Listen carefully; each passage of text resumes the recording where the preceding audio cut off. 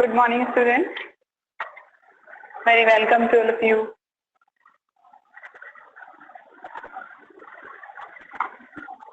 Yes, give me the confirmation of sound. Yes. Good morning, Yash. Good morning, Hitesh. Good morning, Rampur. Good morning, Anjali. Good morning, Abhishek. Good morning, Meenal. Good morning, Lavina. Good morning, Pihu. Good morning, Nancy. Good morning, Kunal. Good morning, Bhumi. Very good morning to all of you. And very warm welcome to all of you. Good morning, Ritima. आप लोग सब जल्दी से आ जाओ, फिर एक important information है आपके लिए. Yes, good morning, Shreya. Good morning, Kritika. Yes, fast join the class. तो इस चैप्टर स्टार्ट करने से पहले एक इंफॉर्मेशन आपको देनी है. Good morning Zarin, good morning Mohit, good morning जिज्ञासा. देखो ये इंफॉर्मेशन आपके एग्जाम से रिलेटेड है. Good morning Apurva. आपका एग्जाम आपके ऐसे की बात नहीं कर रहे हैं, क्लास टेस्ट आपका होगा. टीचमेंट ऐप पर ही वो टेस्ट होगा आपका. ओके, उसी पर आपको टेस्ट देना है. तो ये टेस्ट इसलिए है ताकि आप अपने एफए के लिए तैयार हो जाओ. समझ रहे हो उस चीज को, ताकि जब आप अपना एग्जाम दो, FA1 जब आप दो, तो आप लोग परेशान ना हो. आपको आ जाए कि किस तरह से अपना काम करना है, कैसे आपका वर्क हम तक पहुंचेगा. तो उसकी प्रिपरेशन है ये. तो टीचमेंट ऐप पर ही आपका टेस्ट होगा. ठीक है, टेस्ट की मैं आपको डे में आपको बता देती हूँ. आज मंडे हो गया है. ठीक है, आप अपने MCQs तैयार कर लो. आप थर्सडे को आप वो टेस्ट दे देना, थर्सडे या वेडनेसडे.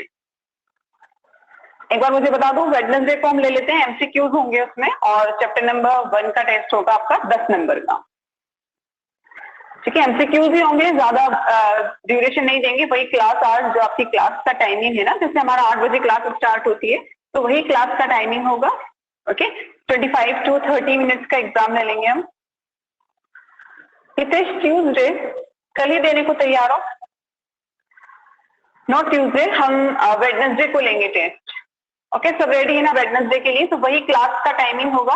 अब आपके जो स्टूडेंट्स नहीं जुड़े हुए हैं, आपके दोस्त, आपको पता है कि अगर वो जुड़े हुए नहीं है तो आप बात करो उनसे. टेस्ट सबके लिए देना जरूरी है. जैसा कि आप जानते हो, ये कोविड की वजह से जो आपका जो रिजल्ट बन रहा है ना, अभी तो देखो यही हुआ है कि आपकी जो ओवरऑल परफॉर्मेंस है, आपने जो अपने क्लास टेस्ट दिए हैं, उन सबके बेसिस पर बन रहा है आपका रिजल्ट.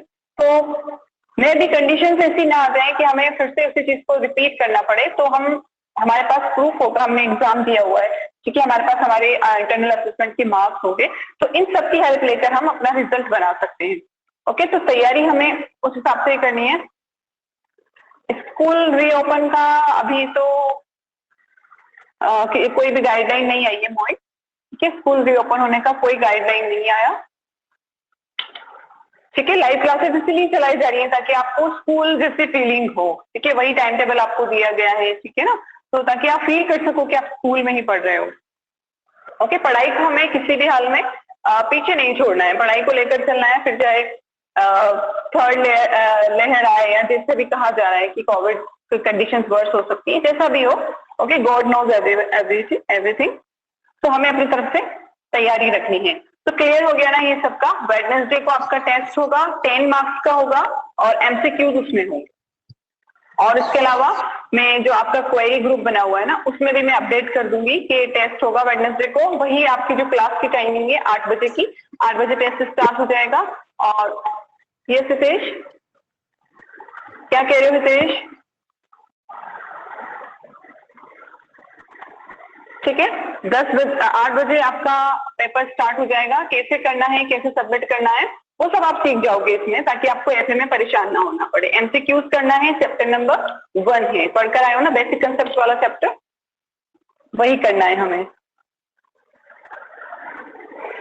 ठीक है ना, तो स्टार्ट करें हम अपना चैप्टर. सबका क्लियर हो गया, कोई कंफ्यूजन नहीं है. अब आपके जो साथी आज एब्सेंट हैं या जो रेगुलर क्लास नहीं जुड़ रहे हैं, आप उन्हें भी बता देना. ठीक है, तो वेडनेसडे को हमारा टेस्ट होगा, वही हमारी क्लास की टाइमिंग है 8 बजे. और टेस्ट का जो ड्यूरेशन है ना 20 मिनट्स होगा, 25 मिनट्स होगा या 30 मिनट्स होगा, ये मैं आपके व्हाट्सएप ग्रुप में अपडेट कर दूंगी। ओके, एमसीक्यूज आएंगे आपके 10 मार्क्स के। चैप्टर नंबर 1 आपको अच्छे से पढ़ लेना है। अभी भी अगर कोई प्रॉब्लम होती है तो आप व्हाट्सएप के थ्रू मुझसे पूछ सकते हो। कोई भी क्वेश्चन अगर आपको नहीं समझ में आता चैप्टर नंबर 1 में, कोई कंसेप्ट नहीं समझ में आती है, क्लियर? तो स्टार्ट करते हैं हम हमारा चैप्टर नंबर 2। एटम की स्ट्रक्चर हम पढ़ रहे थे। देखो, एटम की स्ट्रक्चर आपने देखा कि काफी सारे साइंटिस्ट आए जिन्होंने एटम की स्ट्रक्चर एक्सप्लेन करने की कोशिश की। किसी ने उसे प्लम पुडिंग कहा, किसी ने उस पर गोल्ड फॉइल का एक्सपेरिमेंट किया। ओके, और किसी ने कहा कि एटम अनडिविजिबल है, उसमें उसको आप आगे डिवाइड नहीं कर सकते, बल्कि जबकि हम जानते हैं कि एटम में क्या है, एटम में आपको न्यूक्लियस मिलेगा, प्रोटॉन है, इलेक्ट्रॉन है, तो बहुत सारे पार्टिकल्स हैं एटम में। ठीक है, तो वो कंसेप्ट हमारी वहां फेल हुई। तो इस तरह से हम धीरे धीरे स्टेप बाय स्टेप आगे बढ़ रहे हैं। तो बोर का जो मॉडर्न मॉडल है वो हमें पढ़ना है।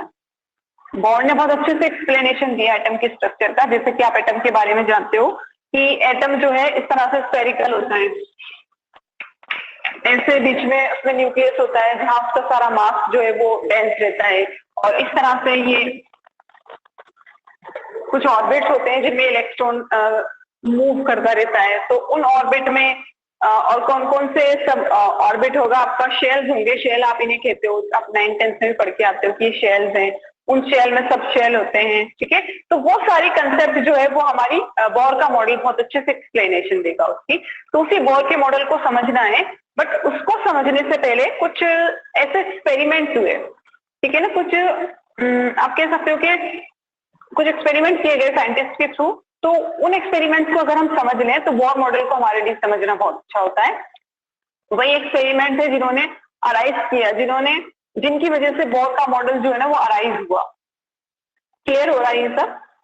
तो उसी बोर मॉडल को हमें समझना है। तो कुछ एक्सपेरिमेंट्स या कुछ कंसेप्ट थे, कुछ डेवलपमेंट्स ऐसे हुए जो कि बोर मॉडल की तरफ बढ़ रहे थे। तो उन डेवलपमेंट्स को एक बार समझते हैं। तो उसमें से 2 डेवलपमेंट्स आपको हमने बताए।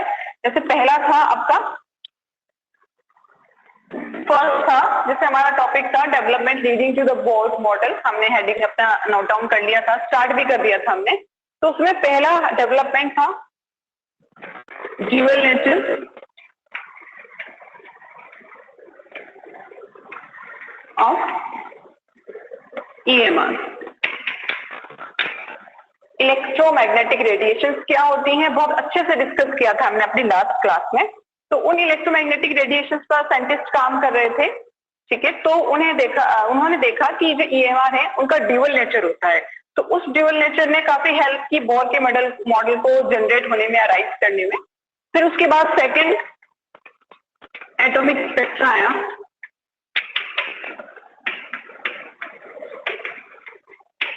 एटॉमिक स्पेक्ट्रा आप समझ सकते हो कि पिक्चर या फोटो ऑफ एटम। अगर आप आसान सी कॉमन सी लैंग्वेज में कहें स्पेक्ट्रा को, तो ये क्या होता है, फोटो होता है। किसका? एटम का। जिस तरह आपने एक बार किसी को देखा तो आप नहीं समझ पाए कि उसके फीचर्स कैसे थे, कैसे उसकी आईज थी, कैसे उसकी नोज थी, वो आप नहीं समझ पाए। बट आपके सामने कंटिन्यूसली उसका फोटो रखा हुआ है तो आप बहुत अच्छे से समझ सकते हो उसको, बहुत अच्छे से उस पर आप पूरा एनालिसिस कर सकते हो। उसकी आईज ऐसी है, इसका कलर कॉम्प्लेक्शन ऐसा है।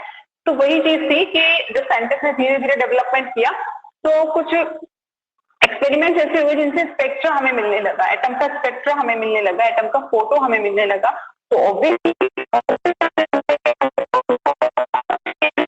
पिक्चर क्लियर नजर आएगी, अच्छा एटम में ये प्रेजेंट है, इस तरह से एटम की स्ट्रक्चर होती है। तो ये कुछ डेवलपमेंट है, इन्हीं की हेल्प लेकर हम आगे बढ़ रहे हैं। तो उसमें से हम फर्स्ट डिस्कस कर रहे थे, एटॉमिक स्पेक्ट्रा हम बाद में पढ़ेंगे। हम ड्यूअल नेचर ऑफ EMR की डिस्कशन कर रहे थे, जिसमें हमने देखा कि जो इलेक्ट्रोमैग्नेटिक रेडिएशंस हैं, इनको इलेक्ट्रोमैग्नेटिक रेडिएशंस क्यों कहा गया, क्योंकि ये ऐसी रेडिएशंस थी जो जब ट्रांसमिट होती हैं, प्रोसीड करती हैं आगे या इलेक्ट्रिकल फील्ड और मैग्नेटिक फील्ड, दोनों फील्ड एक दूसरे के परपेंडिकुलर होते हैं। ओके, अननोन साउंड, नितेश कैसा साउंड?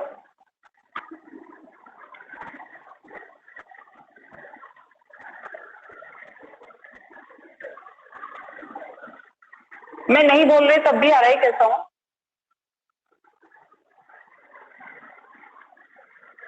अच्छा, मेरी आवाज तो समझ में आ रही है ना? साउंड आ रहा है या नहीं आ रहा, डजंट मैटर। आप अपने हेडफोन अच्छे से टाइटली कर लो, ठीक है? क्योंकि पिक्चर को अगर मैंने अपनी को भी ऑफ कर दिया तो सारी हम कनेक्ट करते हैं। तो वॉइस कैसे चेंज हो रही है मुझे नहीं समझ में आ रहा।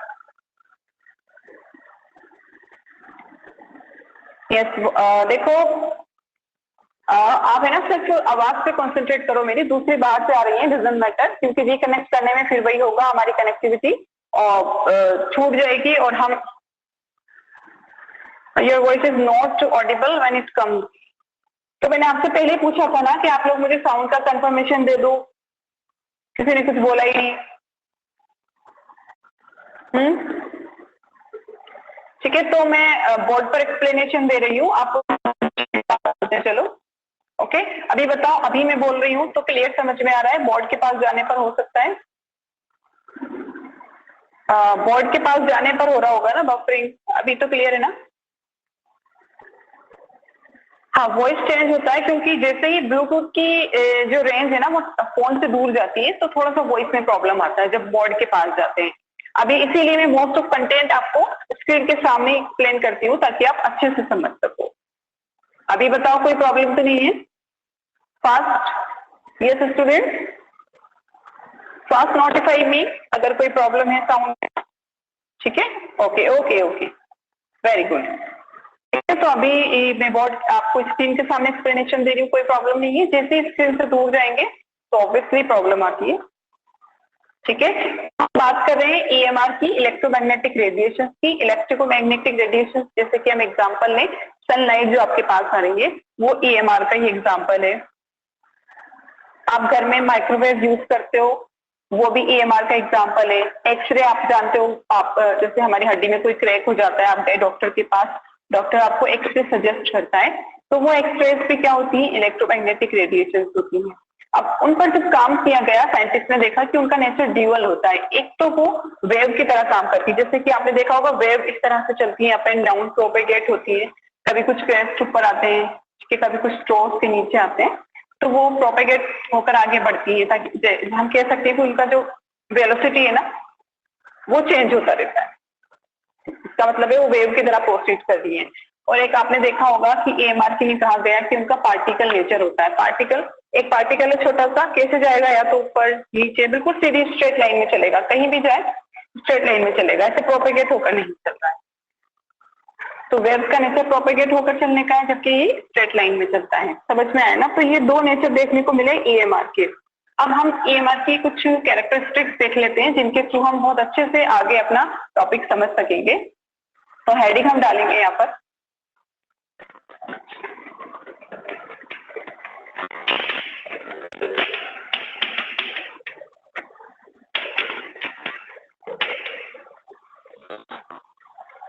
Characteristics of EMR. सबसे पहले आप देखो,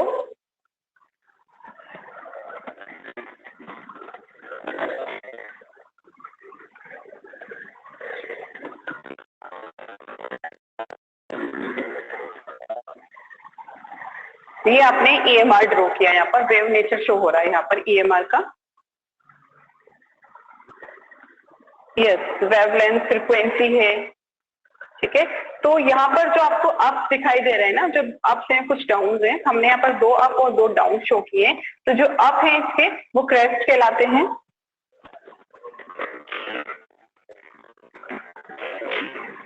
और जो डाउन है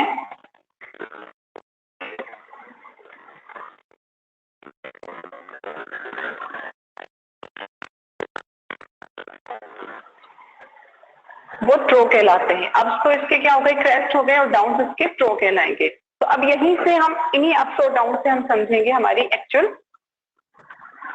इसकी कैरेक्टरिस्टिक्स यहाँ से निकल कर आएंगे। तो सबसे पहला कैरेक्टरिस्टिक है फ्रीक्वेंसी। इसे आपने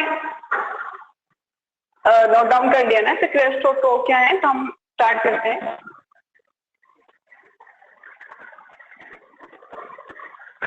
सबसे पहला कैरेक्टरिस्टिक है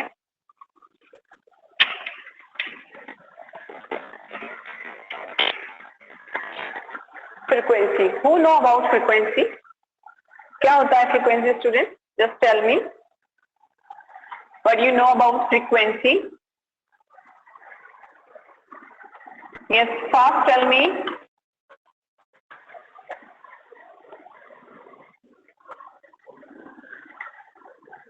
फास्ट टेल मी, फ्रीक्वेंसी के बारे में क्या जानते हो? Range of sound. यस, ये साउंड वेव्स की बात नहीं कर रहे हम Ritima. Frequency is the number of occurrence of a repeating event per unit of time. Yes, very good Hitesh, good. देखो फ्रीक्वेंसी क्या है, अगर आप EMR के केस में देखो, फ्रीक्वेंसी एक पर्टिकुलर पॉइंट आप देख लेते हो, ठीक है. आपने एक पॉइंट देखा, उस पर्टिकुलर पॉइंट से कितनी वेव्स होकर गुजर रही है एक सेकंड में, उन वेव्स का नंबर ही क्या कहलाता है? फ्रीक्वेंसी कहलाता है. क्लियर हुआ ये चीज कि फ्रीक्वेंसी क्या है? किसी एक पॉइंट से, यहाँ कोई सा भी पॉइंट पकड़ लो, ये वाला पॉइंट पकड़ लो, ठीक है, ये वाला पॉइंट, इस पॉइंट से कितनी वेव्स होकर जा रही हैं, या इस पॉइंट से या इस पॉइंट से कितनी वेव्स निकल रही है, कितने टाइम में? 1 सेकंड में, 1 सेकंड में. तो उन नंबर ऑफ वेव्स को ही हम फ्रीक्वेंसी कहते हैं. यस, ठीक है. Number of waves that passing to a particular point in a 1 second. ठीक है, कितने वेव्स एक सेकंड में पास हो रहे हैं, तो उसको हम फ्रीक्वेंसी कहते हैं. ठीक है, अब आप ये चीज ध्यान में रखो कि आप कभी कभी फ्रीक्वेंसी को एनर्जी भी से भी हमें रिलेट करना पड़ता है. जितनी ज्यादा फ्रीक्वेंसी हो रही है, इतनी ज्यादा वेव्स यहाँ से पास हो रही है, तो इसका मतलब उसकी उन वेव्स की एनर्जी क्या है, उन रेडिएशन की एनर्जी क्या है, ज्यादा है. समझ में आ रहा है ना? तो फ्रीक्वेंसी को आप एनर्जी से भी रिलेट करते हो. आगे कुछ क्वेश्चन आएंगे, न्यूमेरिकल्स आएंगे, जहां आपको फ्रीक्वेंसी देखते ही समझना होगा कि ये जिसकी जितनी ज्यादा फ्रीक्वेंसी होगी उसकी एनर्जी उतनी ही ज्यादा होती है उस पर्टिकुलर रेडिएशन की.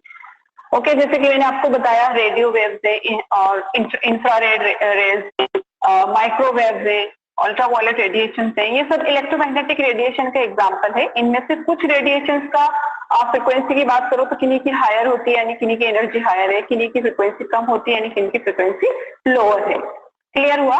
तो इस तरह से हम बात करते हैं फ्रीक्वेंसी की. तो डेफिनेशन लिखेंगे.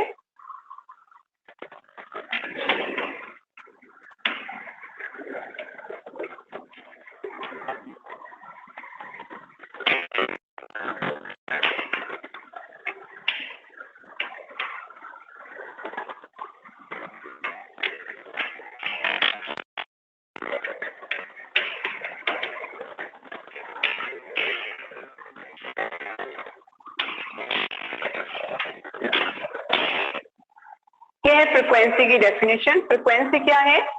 Number of waves that pass through a particular point in a 1 second. एक सेकेंड में.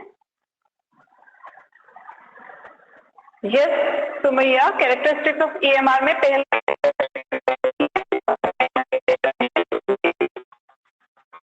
तो फ्रीक्वेंसी क्या है? EMR का कैरेक्टरिस्टिक है, उसी में आपको ये डेफिनेशन लिखनी है. Clear Sumaiya everyone?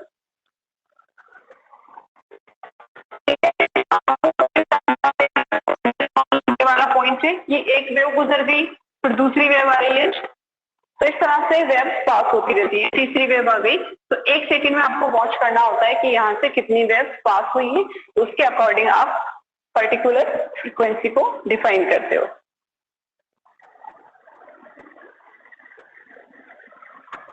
अब देखो, मैं नहीं बता सकती क्यों वॉइस क्लियर नहीं है, क्योंकि पूरी कनेक्टिविटी सब सही बता रहा है. ठीक है, हो सकता है नेटवर्क की कोई प्रॉब्लम हो, हवा की वजह से नहीं समझ में आ रहा. ठीक है, क्योंकि अगर दोबारा से कनेक्ट करते हैं तो वही चीज है, और प्लस आपकी अटेंडेंस भी शो नहीं होगी. अननोन साउंड देखते हैं. ठीक है, चेक करेंगे एक बार, फिर आप एक बार नोट डाउन कर लो. ठीक है, screenshot low.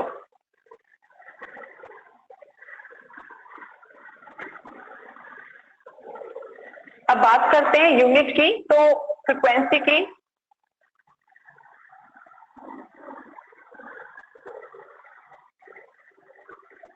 Pass to a particular point, किसी एक पर्टिकुलर पॉइंट से गुजर रहे हैं. थ्रू पे लिख सकते हो, टू अ पर्टिकुलर पॉइंट पे लिख सकते हो.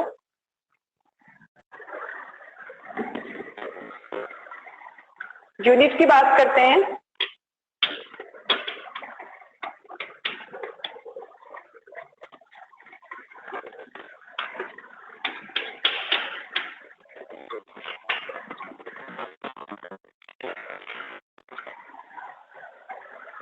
यूनिट ऑफ फ्रिक्वेंसी हर्ट्ज होती है, ओके, और उसको हम एच जेड से फ्रिक्वेंसी की यूनिट है करते हैं। और फ्रिक्वेंसी का सिंबल देख लो,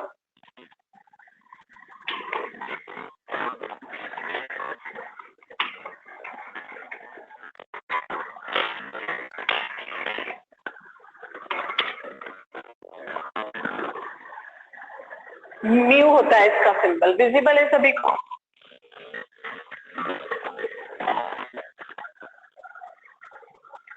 फ्रिक्वेंसी जहां कहीं भी म्यू लिखा आ जाता है, यस यस संयम साइकिल पर सेकेंड, ठीक है, 1 सेकेंड में कितने साइकिल इसके कंप्लीट हुए हैं उस तरह भी देख सकते हो। तो ये इसको आप एक बार स्क्रीनशॉट लो, फिर हम दूसरा कैरेक्टरिस्टिक देखते हैं।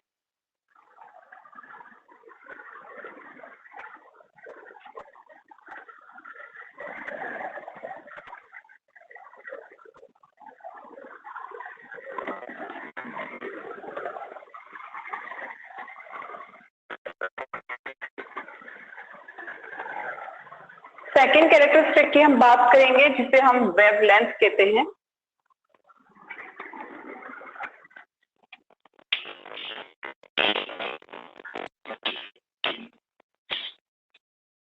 ये वेवलेंथ हो गया। कुछ जानते हो वेवलेंथ के बारे में student? Who knows about wavelength?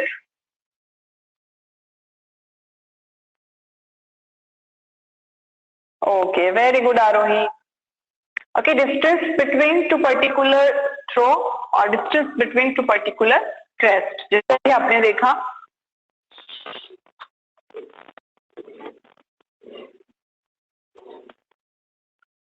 ये EMR प्रोपेगेट हो रही है, तो इसमें जो दो क्रेस्ट हैं आपके, इनके बीच की दूरी हो गई, जो दो थ्रो हैं आपके नीचे वाले डाउन हैं, उनके बीच की जो डिस्टेंस है उसे हम वेवलेंथ नाम देते हैं। ओके, तो ये डिस्टेंस या ये डिस्टेंस ये है,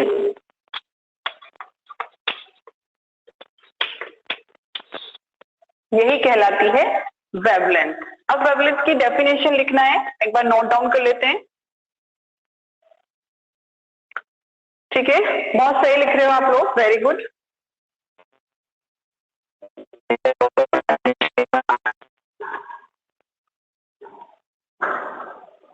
यहां लिख लेते हैं, ज्यादा सही रहेगा।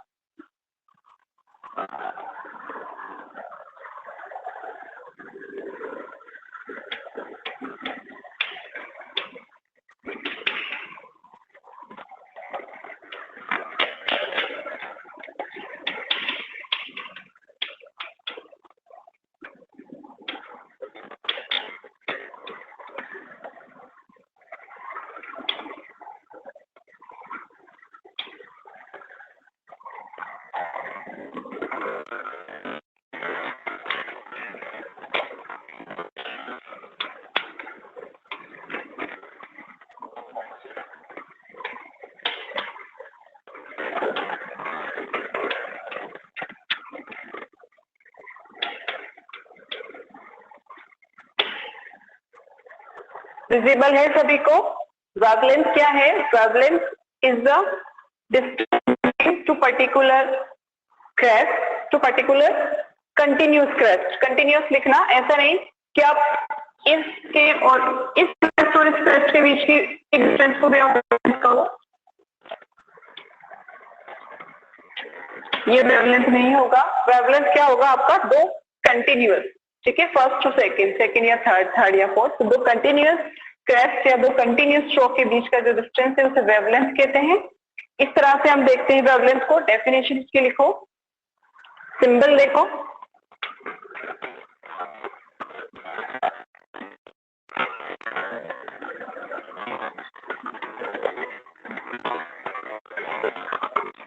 क्या है सिंबल इसका? लैम्डा होता है सिंबल। इस तरह से हम डिनोट करते हैं उसको। जो यूनिट डिस्टेंस की होगी वही यूनिट वेवलेंथ की होगी। एक बार मुझे डिस्टेंस यूनिट बता दो इसकी।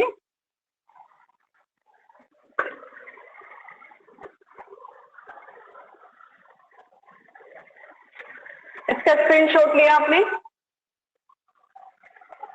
एक्सप्लेन करूं इसे?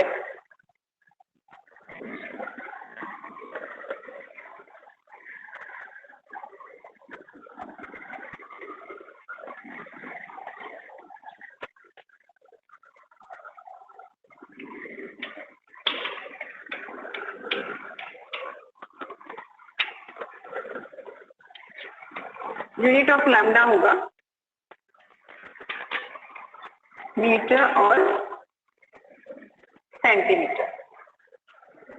तो जो डिस्टेंस की यूनिट है वही हम यहाँ पर, यस वेरी गुड, पिकोमीटर भी हो सकता है, यस सही कह रहे हो आप।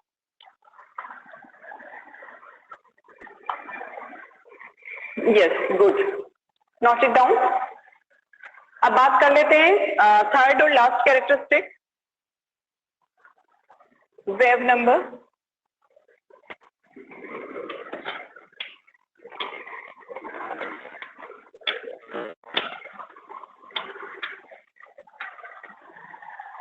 कौन जानता है वेव नंबर क्या होता है? How would you define wave number student?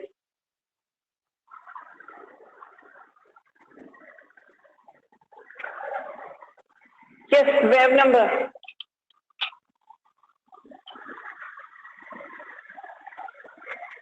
Reciprocal of wavelength. Okay,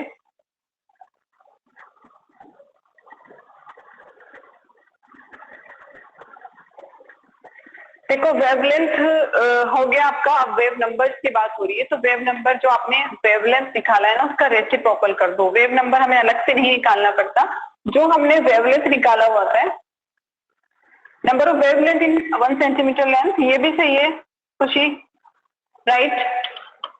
देखो 1 सेंटीमीटर लेंथ आपने देख लिया, 1 सेंटीमीटर मेजर कर लिया आपने कि इतना हमारा वेव प्रोसीड हुआ, तो ये 1 सेंटीमीटर लेंथ था। उस 1 सेंटीमीटर लेंथ में कितने वेव्स प्रेजेंट हैं उसे भी हम साई के थ्रू सॉरी हम उसको वेव नंबर कह सकते हैं। तो सिंपल सी डेफिनेशन है, wave number is the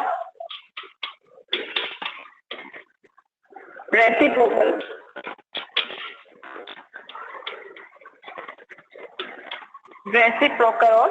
of wavelength.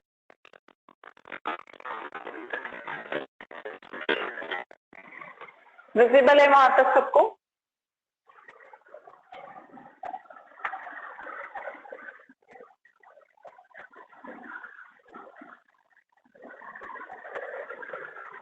ठीक है,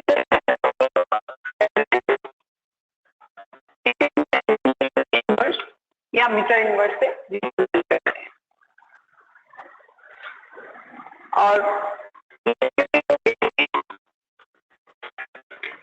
और सिंबल देखो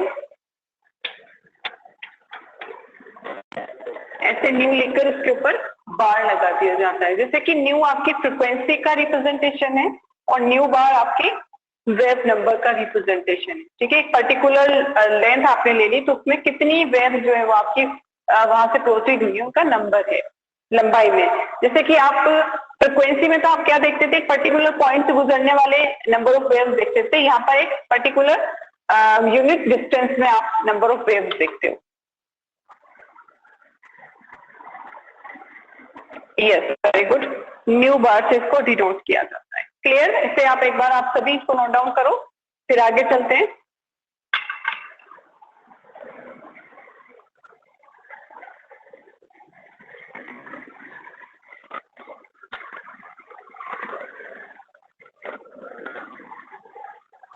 अब देखो हम बढ़ते हैं अपने पर्टिकुलर टॉपिक की तरफ, जिसे कि हम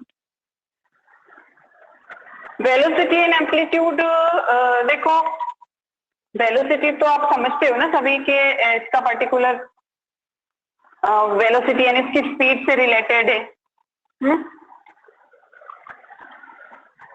और एम्पलीट्यूड जो है वो इसकी distance travel by wave in 1 second is called velocity. Yes, distance पर सेकंड ही आपकी वेलोसिटी होती है, तो यहाँ पर भी वही वेलोसिटी की यूनिट होगी। ठीक है, ऐसा कुछ नहीं है कि वो कैरेक्टरिस्टिक है इसका पर्टिकुलर कैरेक्टरिस्टिक नहीं है वेलोसिटी। आप सभी तरह की वेव्स के लिए देखते हो, ईएमआर के लिए जो पर्टिकुलर आपकी कैरेक्टरिस्टिक्स है वो ये 3 होते हैं, वो हमने देख लिए। अब आप एक बार मुझे साउंड का कंफर्मेशन दो ताकि मैं थोड़ा सा फ्री होकर बोल सकूं। साउंड बता दो। तो नहीं आ रहा ना कोई अनवांटेड साउंड आप बता रहे थे? अच्छा ठीक है, अब क्लियर है ना? तो वो नेटवर्क की ही प्रॉब्लम है, ठीक है, क्योंकि हमने कुछ ऐसा सेटिंग तो किया नहीं है, नेटवर्क की वजह से हो रहा है प्रॉब्लम।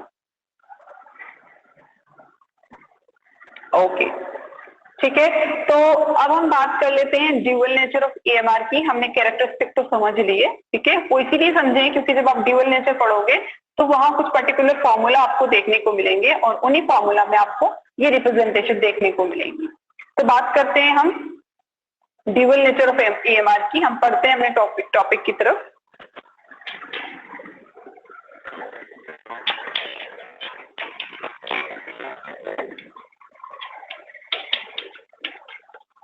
कौन कौन से दो नेचर थे EMR के? एक तो वेव नेचर और एक पार्टिकल नेचर। तो पहले वेव नेचर डिस्कस कर लेते हैं।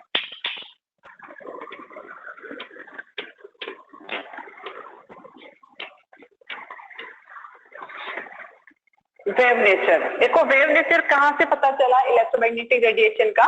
मैक्सवेल नाम के एक साइंटिस्ट थे जो काम कर रहे थे इलेक्ट्रोमैग्नेटिक रेडिएशन पर। तो उन्हें पता चला कि इलेक्ट्रोमैग्नेटिक रेडिएशन है वो पार्टिकल की तरह तो काम करती ही थी, ये तो कॉमन था, बट इलेक्ट्रोमैग्नेटिक रेडिएशन जो है वो वेव नेचर भी शो करती है, वेव की तरह भी आगे प्रोसीड होती है। तो वो सबसे पहले किसने डिस्कवर किया? मैक्सवेल ने डिस्कवर किया और अपना एक फॉर्मूला दिया जिसके थ्रू आप समझ सकते हो। उसने अपना फॉर्मूला पुट करके दिया आपको कि ये देखो, ये फॉर्मूला इसी वजह से आता है हमारे पास कि हम जब हम मानते हैं कि EMR का नेचर वेव नेचर होता है। तो यहां हम लिखेंगे James Maxwell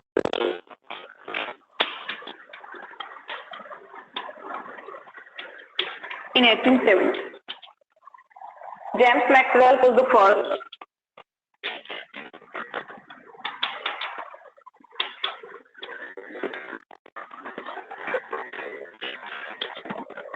to discover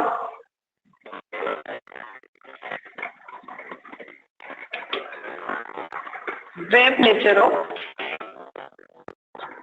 EMR। उसने EMR का वेव नेचर डिस्कवर किया, किसने? मैक्सवेल ने, और अपना एक फॉर्मूला दिया जिसमें हम EMR की वेव नेचर से रिलेटेड कुछ प्रॉपर्टीज देखेंगे जो कि हम अभी पढ़कर आए हैं।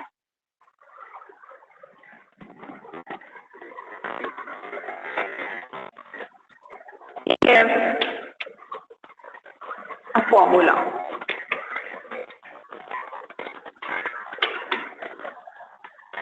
उसने एक फॉर्मूला दिया इसे प्रूव करने के लिए। क्या फॉर्मूला है वो?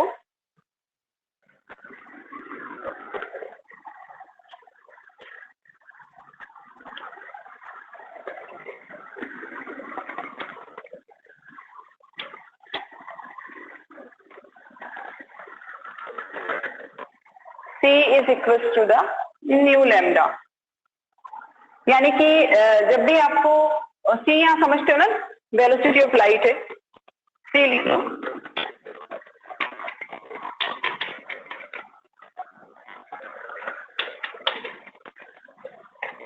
वेलोसिटी ऑफ लाइट है, न्यू आपकी फ्रीक्वेंसी है,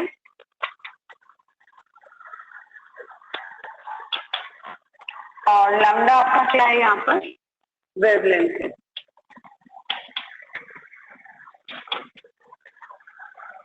ठीक है, तो लाइट की वेलोसिटी क्यों ली है? क्योंकि लाइट भी क्या है? इलेक्ट्रोमैग्नेटिक रेडिएशन है। तो ये हमें वेव नंबर से पता चलता है। जब हम देखते हैं कि लाइट जो इलेक्ट्रोमैग्नेटिक रेडिएशन है वो वेव की फॉर्म में प्रोसीड होती है, तभी तो आपको वहां से लैम्डा और तभी तो आपको न्यू मिलता है जो आप अभी देख कर आए हो। इससे पहले जब हमने पढ़ा था फ्रीक्वेंसी और लैम्डा के बारे में, तो वो फ्रीक्वेंसी और वो लैम्डा हमें पार्टिकल नेचर से नहीं समझ में आ सकते जब तक कि हम उसके वेव नेचर के बारे में नहीं जानेंगे। वेव की तरह प्रोसीड किया तभी तो हमें फ्रीक्वेंसी मिली, तभी तो हमें लैम्डा मिला वहां से। तो इस तरह से ये पर्टिकुलर फॉर्मूला हुआ। इसे थोड़ा सा मॉडिफाई और करेंगे, स्क्रीनशॉट लो आप इसका।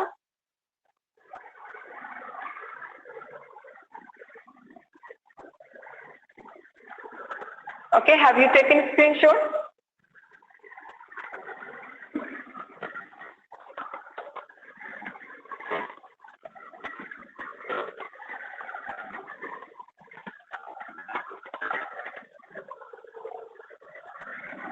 आपके पास फॉर्मूला है C is equals to the nu lambda. ये फॉर्मूला, इससे related question as it is exam में पूछे जाते हैं। संयम देखो, डिस्कवरी ऑफ प्रोटॉन, इलेक्ट्रॉन और न्यूट्रॉन लास्ट ईयर सिलेबस से रिमूव कर दिए गए थे। ठीक है, आप एक बार पढ़ लो उसको, नोट उसके नहीं बनाना आप। अगर एक बार इस मंथ में क्लियर हो जाएगा कि क्या सिलेबस एक्चुअल में सीबीएसई प्रोवाइड कर रहे हैं हमें, तो अगर वो उससे इस साल सिलेबस में जुड़ते हैं तो हम पढ़ लेंगे जब भी हमारी क्लासेस होगी, जब भी हम फ्री होते हैं।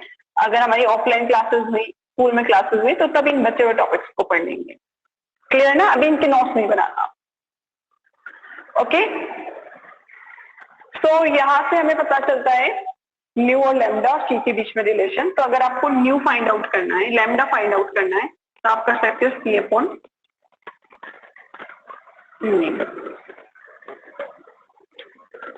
इस फॉर्मूला को मॉडिफाई करके एक और फॉर्मूला आ गया।